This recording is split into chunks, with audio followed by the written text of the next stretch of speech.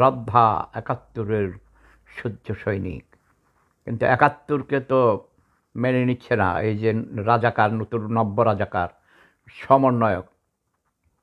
তোমরা আমার কাছে পুরস্কার পাবে যদি কেউ একটা সমন্বয়কের নুনুর গোড়া কেটে দিতে পারো, ১,০০,০০০ টাকা পুরস্কার দেব।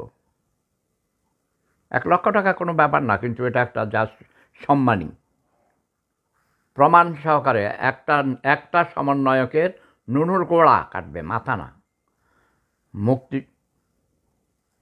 মুক্তিযুদ্ধ আমাদের পরিচয়, অবশ্যই মুক্তিযুদ্ধ হলো আমাদের সূতিকাগৃহ। বাংলাদেশ নামক এই দেশটি হলো সন্তান, আমার মা। তো মায়েরও মা হলো মায়ের মা।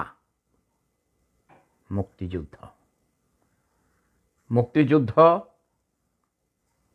যারা মেনে নেয় না তারা জারজ সন্তান, তারা পাক আর্মির বীর্য দ্বারা তাদের জন্ম হয়েছে। তারা রাজাকার আলবদর আল শামস, যেই খান কিরিফলারা ৭১-এর মহান মুক্তিযুদ্ধের বিরোধিতা করেছে, তাদের তো এই দেশে থাকার অধিকার নেই। এই দেশে রাজনীতি করা তো দূরের কথা।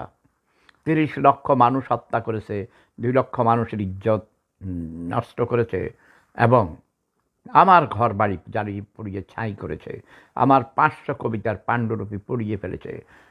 এরকম হাজার হাজার লক্ষ লক্ষ মানুষের ঘর বাড়ি জ্বালিয়ে পুড়িয়েছে, ছাই করেছে। ১,২০,০০,০০০ মানুষকে রিফিউজি করেছিল।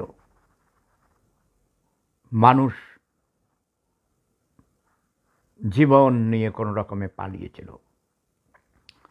দেশ স্বাধীন হওয়ার পর এবং যুদ্ধের সময় অনেক হিন্দুরা ঘর বাড়ি ছেড়ে নিজের ঘর ভিটা, জন্মস্থান, জন্মভিটা ফেলে প্রাণ নিয়ে চলে গেছে।